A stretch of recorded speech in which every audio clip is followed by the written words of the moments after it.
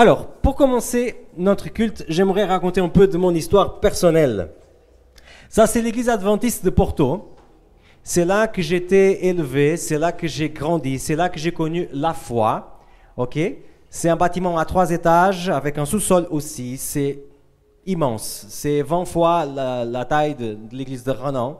Ok? Et c'est là que j'ai connu Jésus, en fait. Ok? Mais j'aimerais attirer votre attention par rapport à quelque chose qui m'a toujours marqué en tant qu'enfant. C'est quand vous regardez la façade de cette église-là, si vous regardez en haut, et si vous avez un peu de connaissance de langue latine, vous comprenez bien que ce qui est écrit là en haut, c'est « Temple adventiste ». J'étais élevé dans l'idée que l'église était un temple. Ok? Alors, un temple, c'est là où Dieu habite, et il faut vraiment avoir un respect très fort de ça.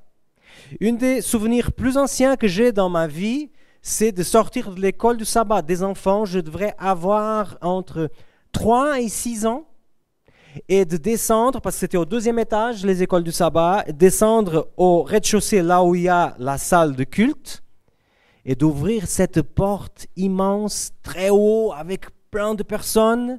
Et mes parents se mettaient toujours devant. Alors pour un timide comme moi, passer dans la passerelle là devant tout le monde, j'aimais pas du tout. Je voulais arriver le plus rapidement possible à côté de mes parents. Qu'est-ce que je faisais alors? Je courais. Pour l'énervement de beaucoup de membres, parce que quand je courais, il y avait toujours des mains qui se mettaient comme ça devant le couloir. Chut, on ne court pas dans l'église. Je me rappelle aussi de quelque chose qu'un ami m'a rappelé. En fait, je ne me rappelais plus de ça, mais on faisait une émission avec 2 pasteurs du Portugal. Et un de ces pasteurs, il a grandi avec moi dans cette église. Et il m'a dit, est-ce que tu te rappelles qu'on ne pouvait même pas monter sur la plateforme devant? On disait aux enfants, tu ne montes pas. Et dans ma tête, pour être honnête avec vous, moi je pensais que si je mettrais un pas, il y aurait un éclair qui tomberait sur moi. Vraiment, je pensais que c'était comme ça. Je me rappelle aussi d'une autre fois, et c'est la dernière histoire, c'est une soirée qui avait dans le 2e étage une activité pour les adultes. Et nous, les enfants, on s'ennuie un peu. Donc on s'est dit, bon, on va un peu explorer l'église. Donc on est descendu, on a commencé à ouvrir tous les tiroirs, voilà, vous voyez. Et on s'est dit, on va descendre encore. Et on est allé au rez-de-chaussée, là où avait la salle du culte. C'était le soir, l'hiver, c'était tous les vitraux de l'église, ça faisait noir là-dedans. Et entre nous, le défi, c'est qui a le courage d'entrer dans le salon du culte avec les lumières comme ça? Et vous savez, il n'y a eu personne qui a eu le courage d'entrer parce que quelque part, ça nous était inculqué que Dieu était là. Et si tu entrais là, ce qui nous a été aussi inculqué, c'est que Dieu n'aimait pas trop la façon de faire des enfants. Donc, si tu entres là, tu seras fulminé. Alors, petite aparté pour les gens qui sont là et qui sont « Oh, mais Samuel a une enfance tellement terrible. » Non, c'était une excellente enfance. J'ai beaucoup aimé l'église. Je suis devenu pasteur. Ces choses m'ont jamais transtorné. On dit ça en français? Traumatisé, merci beaucoup. Mais en fait, quand après on devient pasteur, et on est à l'endroit et à la place de l'enseigner aux autres, il y a beaucoup de choses qu'on a apprises sans lire la Bible. Il y a beaucoup de choses qu'on pense qui sont vraies. Mais c'est au moment que tu essaies d'expliquer ça à quelqu'un qui n'est pas adventiste, à quelqu'un qui n'est pas chrétien, que tu te rends compte qu'il y a quand même certaines choses qui sont difficiles à expliquer. Et aujourd'hui, j'aimerais vous partager justement ma réflexion par rapport à ce thème. Et bien sûr, la Bible nous présente plusieurs endroits sacrés. Le temple, c'est par excellence un endroit qui est sacré. Il y a aussi un autre endroit qu'on va voir ensemble, où on avait une sorte de culte qui est la synagogue. Et bien sûr, dans le Nouveau Testament, on a l'Église. Et on a la tendance de penser que ces 3 choses, ce sont en fait des synonymes. J'aimerais voir avec vous si c'est vrai ou pas. Est-ce que le temple, l'Église et la synagogue, c'est la même chose? Ou alors, est-ce que c'est quelque chose de différent? Alors, le plan qu'on va voir aujourd'hui, c'est le temple de l'Ancien Testament. On va voir les synagogues à l'époque de la Bible. Et l'Église du Nouveau Testament, et on termine avec l'Église est un temple. Quelle est l'origine de cette idée? Ok? Alors, le temple de l'Ancien Testament, il a été construit par qui?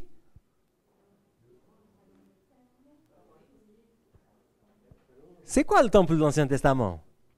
Est-ce qu'il y a plusieurs temples dans l'Ancien Testament?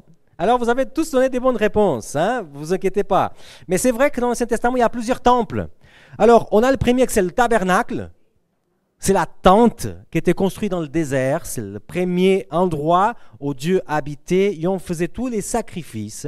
Puis, comme vous avez bien dit, il y a David qui veut construire, mais c'est Salomon qui construira. On a le temple qui porte son nom, le temple de Salomon. Mais le temple de Salomon a été détruit par Nabuchodonosor. OK? Donc, il y a un deuxième qui sera construit, qu'on appelle normalement le temple post-exilique, et qui a même été transformé au temps de Jésus par Hérode le Grand. Okay?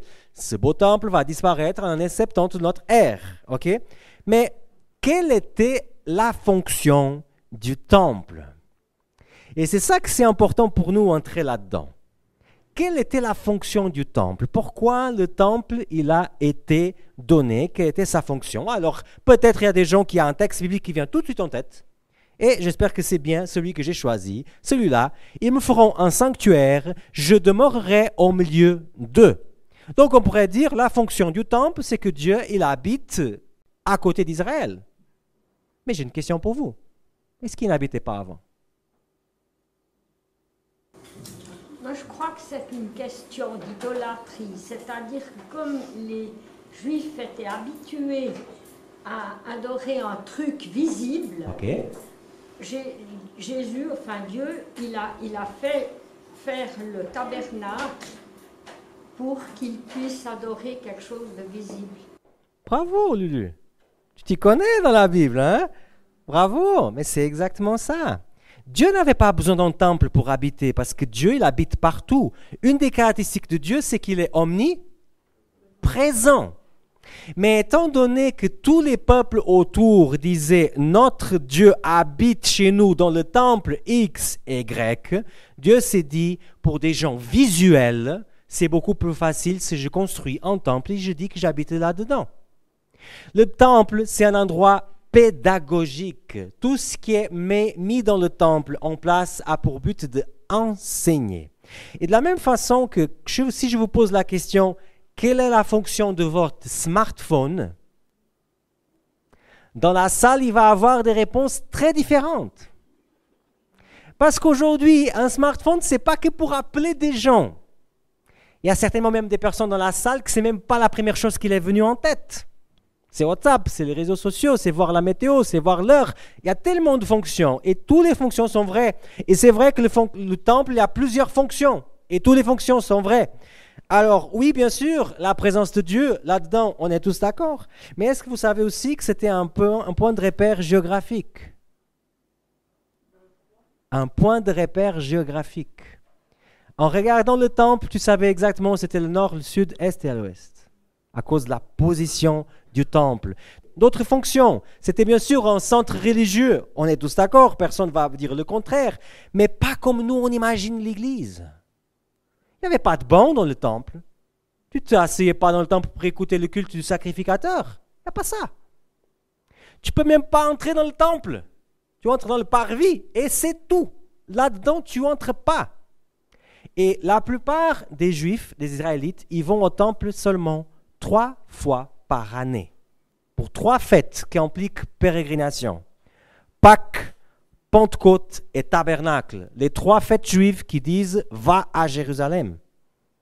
La plupart des gens, sauf les gens qui avaient le privilège d'habiter à Jérusalem, ils passent pratiquement toute l'année sans être dans le temple. Alors, il n'y a pas de culte pour ces personnes-là. Il faut imaginer le temple comme quelque chose de très différent. Mais on va construire cette idée ensemble. Alors, bien sûr, centre religieux, mais différent de ce qu'on croit. Point de rencontre, bien sûr, parce que pour 3 fêtes juives, c'est là qu'on trouvait la famille, les amis et tout ça. Et aussi, cabinet médical. Vous vous rappelez de ce texte que Jésus va guérir un lépreux et dit « va te présenter au sacrificateur ». C'était au sacrificateur de faire le diagnostic et de dire « toi tu as ça, toi tu n'es pas guéri, toi tu es guéri ». Donc, il y avait aussi cette fonction. Mais, si on devrait choisir la fonction principale du temple, c'est aucune des choses qui sont là présentées. Alors, les sacrifices, j'ai une adjointe aujourd'hui pour la prédication, mais excellent Lulu, c'est très bien. Les sacrifices, oui, mais on dirait d'une chose différente pour pour prendre tout. C'est en fait la fonction du temple, c'était de détruire le péché. Ce n'est pas anodin que Jésus, dans le Nouveau Testament, va dire « Je vais détruire ce temple en 3 jours et en 3 jours, je vais le relever. » Et les pharisiens sont fâchés avec lui. Mais comment? Ça a pris combien de temps pour construire ce temple? Et tu le dis. Et la Bible dit « Mais il parlait de son corps. » Et c'est avec le corps de Jésus, la mort de Jésus, que le péché est détruit. Mais le temple en soi montrait déjà ça, que l'objectif de cet espace, c'était de détruire le péché. Alors, typiquement, moi, je tirais la queue de mon chat, donc j'ai péché. Je devrais faire quoi à l'époque de la Bible, de l'Ancien Testament? D'abord, avant de faire le sacrifice, je devrais aller faire quelque chose que tu n'aimerais pas de tout faire. Choisir un mouton. Et je devrais prendre cet animal, je devrais le sacrifier. Mais avant de le sacrifier, un truc qu'on oublie, c'est que je devrais confesser mon péché devant cet animal. Pour faire un passage de mon péché vers l'animal. Et puis quand il était mort, c'est comme si le péché habitait le sang de cet animal. Et là, on prenait le sang et on faisait quoi? On l'amenait dans le temple. Et on faisait aspersion de ça devant l'autel des parfums, à l'intérieur du temple. C'est-à-dire, de façon claire, mon péché était transféré dans le temple. Mais il était encore dans le temple. C'est pour ça que la Bible parle de purification du temple au jour du Yom Kippour. À la fin de l'année juif, arrivait une fête, Yom Kippour. Et là, c'était le jour du grand pardon. Et là, tout ce qui avait été transféré vers le temple, il serait pardonné. Tout le monde avait demandé pardon. Mais si tu n'avais pas transféré ton péché vers le temple, ton péché ne serait pas pardonné. Pareil qu'aujourd'hui. Si tu ne confesses pas ton péché devant Jésus-Christ, c'est impossible que ton péché soit pardonné. C'était la leçon du temple. Donc, fonction principale du temple, c'était qu'on puisse comprendre ces choses. Qu'en fait, le péché doit être détruit. C'était un endroit très pédagogique. Et pas du tout avec des chaises, louanges et tout ça, comme on pourrait imaginer, parce qu'il n'y avait pas tout le monde qui habitait à Jérusalem, les amis. Il faut se mettre dans la tête ça. Il y a peu de gens qui habitent à Jérusalem, il y a beaucoup de gens qui habitent autour. Alors, question, où est-ce que les personnes adoraient alors, Samuel? Tu dis qu'ils n'adoraient pas au temple, alors où est-ce qu'ils adoraient? L'image dénonce déjà un peu, mais le texte biblique explique. Deutéronome 6.6, le schéma Israël, il dit comme ça, « Ces paroles que j'institue pour toi aujourd'hui seront sur ton cœur. Tu les inculqueras à tes fils et tu en parleras quand tu seras chez toi et quand tu seras en chemin et quand tu te coucheras et quand tu te lèveras. » Le culte de l'Ancien Testament était vécu au sein des familles. C'est là qu'on parlait de Dieu, c'est là qu'on priait, c'est là qu'on enseignait. Et après, 3 fois par année, tu allais au temple et là, tu faisais tes sacrifices. Mais la vie spirituelle, ce qu'on est en train de vivre ici, au temps de la Bible, ce n'était pas vécu au temple, les amis. C'était vécu dans les maisons en pantoufles de l'époque. Alors, en conclusion, quelle est la première chose qu'on arrive à voir de ce premier chapitre? Le temple et l'Église sont des choses différentes. On ne transfère pas notre péché vers l'Église. Vous n'avez jamais vu ça? En tout cas, je n'ai jamais vu. On ne fait pas ça. OK? Il n'y a pas de transfert. Et une chose que je profite pour dire, de la même façon que temple, c'est différent d'église, prêtre est différent de pasteur. Il y a des personnes qui m'ont dit, Samuel, prie pour moi parce que tu es pasteur, donc il y a plus de force. J'aimerais bien, mais ce n'est pas comme ça. La Bible dit que moi et vous, on est exactement au même niveau.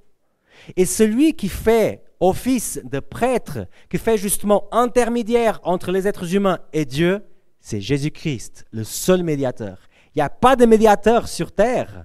On est tous au même niveau. Sacerdoce universel, l'apôtre Paul le présente. Et quelque part, ça me rassure que ça soit comme ça. Qu'on n'a pas besoin de faire confiance à des êtres humains pour que notre péché, notre prière puisse être entendue par Jésus-Christ ou par Dieu. Mais qu'on a quelqu'un de parfait qui fait médiation entre nous et Dieu, Jésus-Christ. Alors, ça pour le temple. Maintenant, les synagogues à l'époque de la Bible. Les amis, je vais souligner ça à nouveau. Je ne vais pas vous parler des synagogues aujourd'hui. Le judaïsme, il a évolué. OK? Et tout ce que je vais vous dire, c'est ce qu'on voit dans la Bible, ce qu'était le judaïsme à l'époque de Jésus et un peu avant. Ok? Alors, synagogue, déjà, le mot Beit Knesset en hébreu, ça veut dire un endroit de rassemblement. Et en fait, quand on a traduit ça en grec, on a trouvé un verbe qui vient, c'est synagogeo, là c'est synagogue, donc c'est synagogue, mais synagogeo, c'est en fait se rassembler. Donc le mot pour synagogue vient d'une racine de se rassembler, ok? Donc, comment c'était la synagogue à l'époque? Comment est-ce qu'elle est apparue? Alors, la synagogue apparaît dans un contexte très spécifique. Elle apparaît après l'exil. Après que les Juifs ils ont été en Babylone, ils ont dit, on a marre d'être esclaves de ces gens-là, d'être ôtés de notre pays. Il faut vraiment qu'on puisse partager la culture hébraïque d'une façon très forte pour qu'on n'oublie pas qui on est. Ok? Visiblement, le projet initial de Dieu, que ce soit les maisons à partager, ça n'a pas trop marché. Et petite parenthèse, c'est toujours à nous de continuer à faire ce boulot.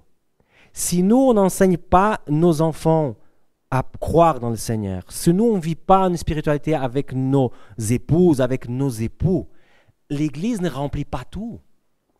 On a besoin de vivre quelque chose aussi à la maison, soit tout seul, soit accompagné par les membres de l'Église, si on peut, les membres de la famille, si on peut, mais tu ne peux pas vivre juste à puiser ton énergie spirituelle samedi après samedi.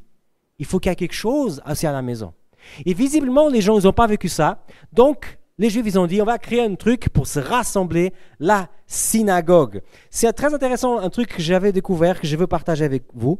Il y a plusieurs types de Juifs. Les Juifs séfarades, c'est les Juifs de la péninsule ibérique.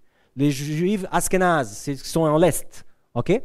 Et les Juifs ashkénazes, ils ont une langue ancienne, ça s'appelle Yiddish, je pense que c'est comme ça qu'on prononce. Comment on prononce? Yiddish. Yiddish. Ok, merci beaucoup. C'est en fait une langue germanique à la base, mais qui est entourée aussi d'influences slaves et d'influences hébraïques. Vous savez comment ils appellent la synagogue? Retenez l'idée que c'est germanique. Ils appellent Schule, la synagogue. Pour ceux qui connaissent un peu l'allemand, école. Donc la vision de la synagogue, c'est un endroit où je vais apprendre. Ok, donc on peut dire que c'était bien un centre éducatif. Tu vas là-bas, à une époque où les gens ne parlent plus l'hébreu, et tu apprends l'hébreu. Les gens parlaient l'araméen, et là ils apprennent l'hébreu. Tu vas là-bas dans un temps que tes parents ne t'enseignent plus l'histoire des Juifs, et à la synagogue on t'enseigne l'histoire des Juifs. Toi tu veux faire du business comme un bon Juif, et tu vas avoir des copains pour faire du business, tu vas à la synagogue, parce que là tu trouves des gens. Donc les amis, ce serait faux de commencer à partir dans l'idée qu'elle serait plus qu'un centre communautaire, et alors qu'elle serait un endroit sacré. La synagogue n'est pas considérée au début, quand elle a été créée, comme un endroit sacré. Il y a quelque chose de sacré dans la synagogue. C'est la Torah. Mais l'endroit en soi, il n'est pas différent d'un centre communautaire. Regardez ce que dit Franz Landsberg. C'est un juif allemand qui a été en camp de concentration, mais qui était historien. Il parle là de la synagogue. La synagogue n'était pas une demeure de la divinité. C'était une maison communautaire. Sa fonction principale était de servir de lieu de prière pour une grande assemblée de personnes. Si la direction sacrée du temple pouvait être appelée théogène, celle de la synagogue, en indiquant un chemin aux fidèles, devrait être appelée anthropogène. Je résume avec des mots simples. Le temple était originaire, son origine était par Dieu. C'est Dieu qui a dit, vous allez me construire un temple. Mais la synagogue, c'est les êtres humains qui ont décidé. On sent le besoin de cela. Et bien sûr, ce n'est pas créé par Dieu, c'est créé par les hommes, ça ne peut pas être sacré. Un autre texte, 2 historiens français, dans la revue Histoire des religions. Ils disent comme ça, la lente genèse de la synagogue, qui est un lieu d'étude et de prière non sacralisé, la synagogue s'est trouvée au fil du temps tiraillée entre deux modèles, le temple de Salomon et l'Église, qui l'ont tendu à lui imposer un caractère sacré qu'elle n'avait pas originellement. Petite parenthèse pour les geeks de religion qui sont dans la salle, les intéressés de détails pas très intéressants. Les religions s'influencent l'une aux autres. Je vous donne un petit exemple. Nous, on ne chante pas que des chants adventistes. D'ailleurs, il y a des chants que vous trouvez très adventistes qui ne sont pas adventistes. Trouvez dans Ma vie ta présence. C'était écrit par un prêtre catholique. Parce qu'il y a une influence entre les différentes religions, mais même entre religions non chrétiennes. Ok? Par exemple, la mosquée a été beaucoup influencée par le temple et par la synagogue. Ok? Et bien sûr, on a aussi pris des choses de la synagogue, des choses du temple, parce qu'il y a une influence entre les différentes religions. Parce que qui est le but des religions, c'est les personnes. Donc là, si on voit qu'il y a quelque chose qui correspond d'un côté, on a tendance à le copier. Alors, comment on vivait la liturgie dans la synagogue? Pas exactement comme dans l'église. Vous serez un peu déboussolé avec la liturgie d'une synagogue, parce que vous direz, mais c'est pas organisé. Alors, on commence avec le schéma Israël, lecture de la Bible, puis temps de prière, puis lecture et traduction. Donc, on lit en hébreu, je parle temps de Jésus, ok? On lit en hébreu et après on fait une traduction en araméen. Parce qu'il n'y a pas tout le monde qui comprend l'hébreu à cette époque-là, mais l'araméen, tout le monde le parle. Et puis, on a la prédication, mais pas comme vous imaginez. Regardez ce texte de la Bible. On voit Jésus vivre une journée de synagogue. Il va à Nazareth où il avait été élevé et il se rendit à la synagogue, selon sa coutume, le jour du sabbat. Il se leva pour faire la lecture et on lui remit le livre du prophète Isaïe. Il déroula le livre, trouva le passage où il était écrit, et voilà, et après le texte, je n'ai pas mis là, mais la suite nous dit, puis il roula le livre, le rendit au servant et s'assit. Les yeux de tous dans la synagogue étaient fixés sur lui. Alors il se mit à leur dire, aujourd'hui, cette écriture que vous venez d'entendre est accomplie. Donc, on voit ce moment justement de lire le texte. Probablement Jésus l'a aussi traduit. Ce n'est pas dit, mais c'est fort probable. Et puis, est-ce que Jésus était dans le planning pour prêcher? Non. Mais il se dit, puisque j'ai fait la lecture, j'ai un truc à vous dire. Ces paroles étaient accomplies aujourd'hui. Fin de prédication, ça se voit. Ok? C'est un espace beaucoup plus libre. Tu vas là-dedans, tu te lèves, tu as un truc dans le cœur, tu dis, tu parles. Il n'y a pas ce truc, non, on a pensé comme ça, tu ne peux pas faire ça. En tout cas, au temps de Jésus. Donc, est-ce que l'Église aujourd'hui remplit le rôle de la synagogue? Quelques parties, mais pas vraiment. On ne vient pas ici pour faire du business. On ne va pas se rencontrer ici pour discuter des choses qui ne sont pas de Dieu. On vient ici pour adorer. Là, ce n'était pas vraiment adoration, c'était éducation. Alors, troisièmement, l'Église dans le Nouveau Testament. Comment on dit Église en grec? Ah, mais tout le monde a fait des études profondes là, mais c'est très bien, Ecclésia. Ecclésia, on traduit par assemblée, mais il faut aller voir qu'est-ce que voulait dire Ecclésia au temps de la Bible, parce que ce mot existait déjà avant les églises. Les chrétiens ont décidé d'appeler l'endroit où ils se réunissaient Ecclésia, mais le mot Ecclésia, ça existait déjà. L'Ecclésia, c'était l'endroit, la maison où les citoyens se réunissaient pour discuter les affaires de la ville. Il y a une très connue dans le monde antique, c'est l'Assemblée d'Athènes, l'Ecclésia d'Athènes. C'est là qu'on votait si on allait en guerre ou pas, si on votait des mesures. C'était un endroit pour discuter. Donc, les premiers chrétiens, ils ont dit, on va avoir un endroit pour se rassembler et pour discuter. Regardez ce qui dit la parole. Approchez-vous de lui, pierre vivante, rejetée par les humains, certes, mais choisie et précieuse aux yeux de Dieu. Vous-même, comme des pierres vivantes, construisez-vous pour former une maison spirituelle, un saint sacerdoce, afin d'offrir des sacrifices spirituels agréés de Dieu par Jésus-Christ. Selon le Nouveau Testament, l'Église, ce n'est pas ça. L'Église, ce ne sont pas les murs. On a déjà parlé un peu de ça dans notre série de Corinthiens, mais je tenais à vous rappeler que selon la Bible, l'Église sont les personnes. Le bâtiment, c'est une question de riche ou pas. Parce que dans la Bible, quand on lit les Actes, il n'y avait quasiment pas de bâtiment pour avoir l'Église, mais il y avait l'Église parce qu'il y avait des croyants. Nous, des fois, ici, dans les pays riches, on dit qu'est-ce qu'on peut faire ou pas faire dans cette salle-là, parce qu'on a d'autres salles. Il y a plein d'endroits dans le monde que tu n'as pas d'autres salles.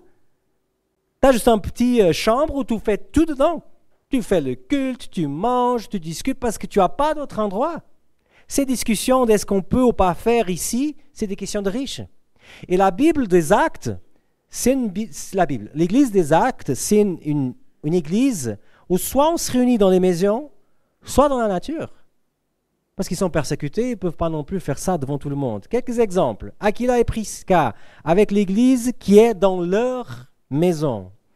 Paul, prisonnier de Jésus-Christ, on saute vers le verset à la fin. Notre compagnon d'armes est à l'église qui est dans ta maison. Ou alors, le jour du sabbat, nous sommes sortis à l'extérieur de la porte de la ville, près d'une rivière, dans un endroit où nous pensions trouver quoi? Un lieu de prière. Nous nous sommes assis pour parler aux femmes qui étaient réunies. On voit que les chrétiens sont beaucoup plus souples dans l'idée de où est-ce qu'on se réunit. Et alors, ils ne considèrent pas du tout que l'endroit où ils sont en train de se réunir, c'est un lieu sacré. Parce que le temple n'est plus. Donc, l'endroit sacré qui existait n'est plus là. Donc, la chose est vue et vécue de façon différente. Alors, comment est-ce que cette idée-là, que l'Église est un temple, que Dieu est présent ici plus qu'il est présent chez moi ou dans ma voiture, qu'ici je devrais faire différent que je fais chez moi dans ma voiture, où est-ce que ça apparaît cette idée? Parce qu'il y a quand même certains chrétiens qui croient à ça. D'où est-ce que ça vient? Alors, vous serez très très étonnés de savoir d'où ça vient. Qu'est-ce qui est arrivé en 313 après Jésus-Christ? Très bien, j'ai entendu la bonne réponse. Alors, il y a ce monsieur-là, qu'il est bon, non? Qui s'est converti au christianisme. C'est l'empereur Constantin. C'est l'année de la conversion de Constantin. Avant, si tu voulais être chrétien, il fallait bien te cacher. Parce que c'était interdit d'être chrétien. Mais après la conversion de Constantin, c'est même cool d'être chrétien. OK? Et là, il y a un phénomène qui va se passer, c'est que ça va être interdit de suivre d'autres dieux que le Dieu de la Bible. Ça s'inverse. Ceux qui étaient les bourreaux deviennent des persécutés. OK? Et tout d'un coup, il y a plein d'endroits où il y avait des cultes aux dieux païens qui deviennent vides. Vous voyez où est-ce que je vais en venir, non? J'étais à Rome en 2017. Ces photos n'ont pas été prises sur Internet. C'est moi qui ai pris ces photos. Ça, c'est au Forum romain. Si vous allez un jour à Rome, à côté du Colisée, il y a un grand espace où il y a plein de ruines et où ça a été le Forum avant. OK? Là-dedans, vous trouvez cette église que je trouve très cool et très expressive de ce qu'on est en train de parler. Vous voyez encore les piliers classiques du temps des Romains, avec le temple qui existait avant et qu'on a gardé, merci Seigneur, comme ça on peut expliquer ça aux gens qui sont plus douteux de ce que je suis en train de dire. Et derrière, pas derrière, à l'intérieur, avec les mêmes fondations, on a une église construite. Ce n'est pas la seule, il y a une deuxième que j'avais aussi vue avec un style plus romanique, mais ça, c'est exactement ce qui est arrivé. Les chrétiens se sont dit, mais super, on peut avoir des beaux locaux pour louer, tout ça, on va là-dedans. Et ils entrent là-dedans, mais quand ils entrent là-dedans, les païens qui venaient de se convertir disent, chut, ne fais pas de bruit ici, hein, parce que Dieu est là présent. Attention, on est dans un temple. Et les chrétiens qui étaient déjà au IVe siècle après Jésus-Christ, déjà loin de la destruction du temple, déjà loin du judaïsme, commencent à intégrer ça petit à petit. C'est pour ça que l'Église médiévale, l'Église chrétienne médiévale, ou catholique si vous voulez l'appeler comme ça, tu as un autel devant. On appelle à cette table qui est devant l'Église l'autel parce qu'on est toujours dans l'idée qu'on est dans un temple. L'Eucharistie est un sacrifice, un vrai sacrifice. Et on n'a pas de pasteur, on a un prêtre qui d'ailleurs fait connexion entre l'être humain et Dieu. Ça vient de là. Donc si aujourd'hui on est des adventistes du 7e jour et on est en train de dire qu'ici on est dans un temple et que ça c'est un lieu sacré et quelque part moi je ne peux pas m'asseoir ici parce que ça serait un manque de respect de le faire, on est à côté de la plaque. Parce qu'on est en train de parler de paganisme dans l'Église. Et nous, adventistes, on est très sensibles à ces choses, n'est-ce pas? On est très sensible à ce qui est biblique, très sensible à ce qui n'est pas dans la parole. On ne devrait pas suivre cette direction. Encore les deux historiens que j'ai cités tout à l'heure, les hérétiques du Moyen-Âge et les protestants, à l'époque moderne, reviennent largement aux conceptions des premiers temps du christianisme, suivant lequel le lieu de l'assemblée n'a aucune importance en lui-même, puisque l'Église est constituée de pierres vivantes que sont les fidèles. Les seuls à avoir mis ça sur l'ordre du jour, c'était les hérétiques du Moyen-Âge, donc les gens qui se révoltaient contre l'Église, et les protestants, qui ont dit non, ça c'est un endroit qu'on utilise, mais un jour peut-être une persécution et l'Église de renom va disparaître. Non, on ne va pas disparaître, on sera toujours l'Église de renom. Mais on va se réunir chez Pierre, chez Samuel, chez Laurentius, chez Brendra, et on continuera à être Église, parce que l'Église c'est moi et toi, c'est pas ce bâtiment. Ça c'est un luxe de vivre dans un pays riche. Pas plus. Jésus disait à la Samaritaine qu'il posait la question, où est-ce qu'on doit adorer? Dans le temple, ici dans la montagne? Et Jésus dit, mais l'heure vient et c'est maintenant où les vrais adorateurs adoreront le Père en esprit et en vérité. Car tels sont les adorateurs que le Père cherche. Ce que le Seigneur cherche en nous, c'est ce qu'il y a là-dedans. Est-ce que l'Esprit du Seigneur, il est dans mon cœur? Est-ce que je cherche vraiment la vérité? Ou est-ce que je suis un peu à l'image des pharisiens? Je suis plus attaché aux traditions humaines qu'à ce que la vérité me dit. Notre héritage adventiste, c'est de se dire, j'allais dire un truc que je ne peux pas dire ici, mais je ne veux pas savoir de ce qui est tradition. Ce qui m'intéresse, c'est ce qui est vérité. Et nos pionniers, ils ont détruit des obstacles gigantesques. Seul chrétien pratiquement dans le monde qui garde le sabbat. C'est dans notre origine de se dire, ça ne m'intéresse pas ce que la tradition dit, ce qui m'intéresse, c'est ce qui est écrit. Alors faisons gaffe pour ne pas tomber dans les mêmes erreurs que d'autres chrétiens sincères comme nous sont tombés. En résumé, le temple est un symbole du ministère de Jésus. Deuxièmement, la synagogue est un lieu d'étude et un garant de la culture hébraïque. Nous sommes l'Église. Nous sommes l'Église. Chacun de nous doit adorer en esprit et en vérité. Et l'Église sera bonne ou mauvaise, révérente ou pas révérente, sacrée ou pas sacrée, en fonction de ce que toi tu amènes dans cet espace ou dans un autre. C'est la sincérité de ton cœur qui sacralise l'Église.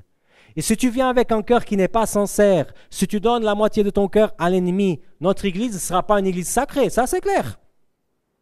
Mais ce n'est pas le non-respect des pierres, du ciment, du parquet qui fait de cette Église une Église sacrée ou pas. Que cette étude puisse vous toucher. Je vous demande des excuses pour le temps, 35 minutes, pardon.